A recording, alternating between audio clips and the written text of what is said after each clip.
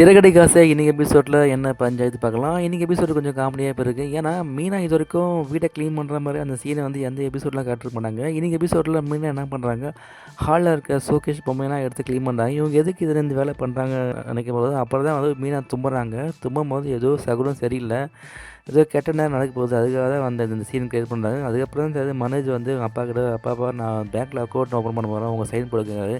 என் sign எதுக்கு கேட்க, இல்லைப்பா நான் ஜாயின் அக்கௌண்ட் போடணும், அம்மாவோட சைன் எப்போயும் அம்மா கிட்ட தான் வாங்குறேன், உங்ககிட்ட ஒரு சேஞ்சுக்காக வரும்போது எல்லாம் வந்து முழிக்கிறாங்க, இவன் ஏதோ வில்லங்கம் பண்ணுறான்னு.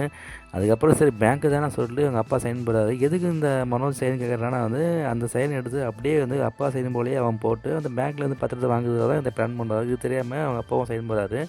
சைன் போட்டு தான் போட சைன் போட்டு இல்லை பேப்பரை கிழிச்சு போட்டு வெளியே ஒரு பேப்பர் உருண்டையாக தூக்கி போகிறாரு. உருண்டை போட்டோன்னே அந்த உருண்டை பேப்பர் நம்ம முத்து கையில் படுது. முத்து கையில் எடுக்கும் போது திடீர்னு முத்துக்கு ஒரு ஃபோன் வருது. அப்படியே அந்த உருண்டையை எடுத்து குப்பையில் தூக்கி போகிறாரு. இதுதான் வந்து இன்றைக்கி நிலவரம். கொஞ்சம் விளாட்டாக இருந்தால் வீடை காப்பாற்றிக்கலாம். கையில் கெட்டது வாய் கட்டல போல தான் ஆயிடுச்சு. கையில் கிடச்ச பேப்பரை முத்து குப்பையில் தூக்கி போட இனிமேல் தான் திரும்பி போகுது. இந்த வீடு எப்படி சிந்தாமணி கையில் போகுது. இனிமேல் வர எபிசோடில் எப்படி இந்த வீடு காப்பாற்ற போகிறாங்கன்னா வந்து அது ஒரு பெரிய ட்விஸ்ட் ஆகி போகிறாங்க. உங்களுக்கு இந்த வீடியோ பிடிச்சா லைக் பண்ணுங்கள், நம்ம சேனலையும் அப்படி சப்ஸ்கிரைப் பண்ணிக்கோங்க. நம்ம நாளைக்கு பார்க்கலாம் மகளே.